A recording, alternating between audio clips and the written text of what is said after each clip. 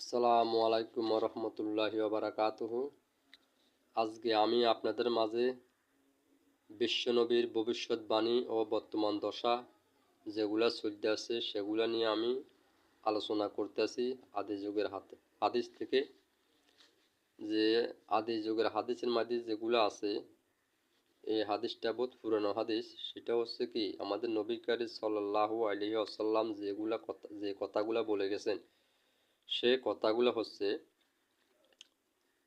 আমাদের বিশ্বনবী ও ভবিষ্যৎবাণী যেগুলো বলছেন আমাদের রাসূল সাল্লাল্লাহু আলাইহি সাল্লাম বলছেন, নাম্বার 1, মাতাব্বরগণ নেতাগণ প্রকাশ্যে গুনার কাজ করবে। মাতাব্বরগণ ও নেতাগণে প্রকাশ্যে গুনার কাজ করবে।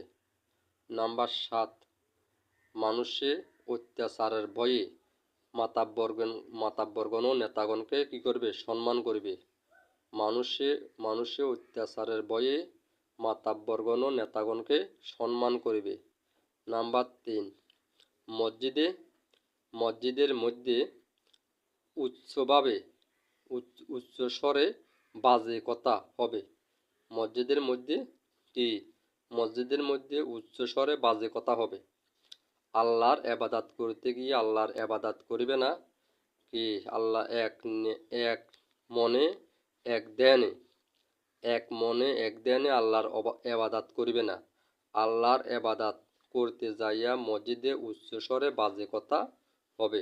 আমাদের কি বিশ্বনবী ভবিষ্যৎবাণী ও বর্তমান দশা আমাদের নবী কারীম সাল্লাল্লাহু আলাইহি ওয়াসাল্লাম যেগুলা বলে গেছেন সেগুলো হচ্ছে কি বলছে?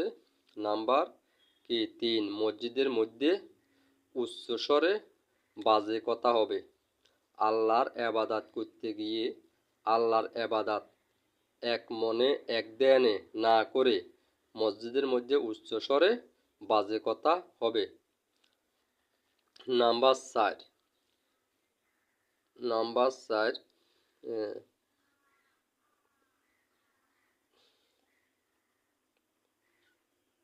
গায়কগণ প্রকাশ্যে গান করিবে।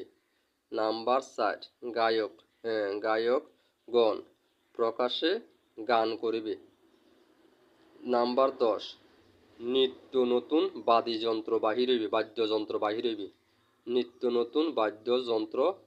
হইবে। নাম্বার 5, নিত্য নতুন বাদ্যযন্ত্র বাহির হইবে। আমাদের বিশ্বনবী এগুলা বলে গেছেন। বিশ্বনবীর বাণী ও বর্তমান দশা, বিশ্বনবীর ভবিষ্যৎবাণী ও বর্তমান দশা। আমি আবারও বলতেছি,